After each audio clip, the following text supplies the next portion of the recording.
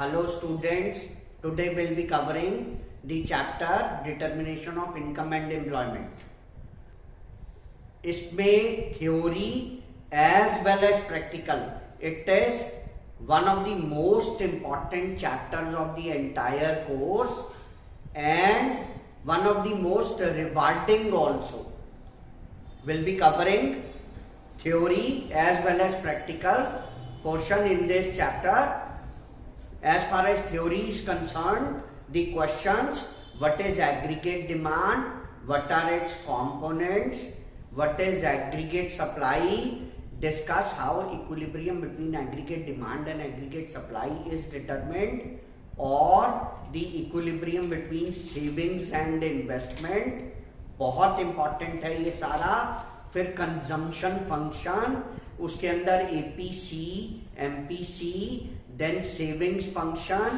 Saving is function of national income, या savings depend upon national income. APS, MPS, the relationship between APC and APS, relationship between MPC and MPS, all these topics are very, very important. Then we have to cover multiplier, investment multiplier, which is the ratio of change in national income due to change in investment.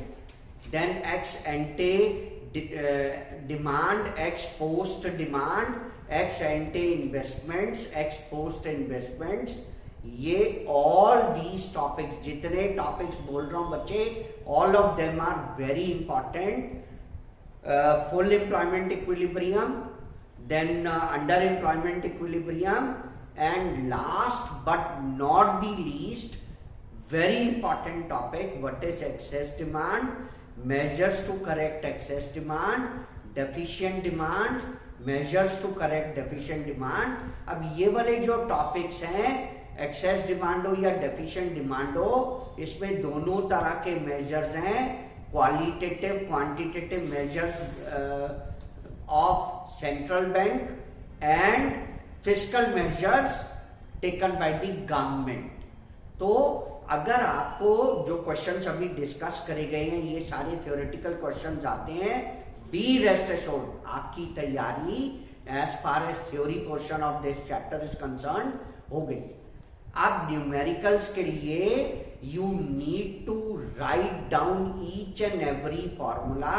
15-16 formulas बनेंगे, जिसमें to begin with aggregate demand is equal to C plus I, and इसी तरह aggregate supply C plus S, और उसके बाद आगे के equilibrium level पे क्या होता है, aggregate demand is equal to C plus I, और the rest of the formulas APC, MPC, APS, MPS, K is equal to delta Y upon delta I, K is equal to 1 upon MPS.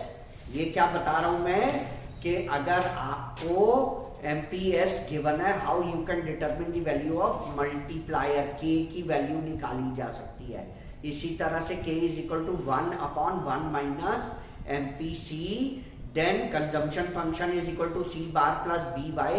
Similarly, savings function की derivation भी saving function is equal to minus C bar plus 1 minus BY.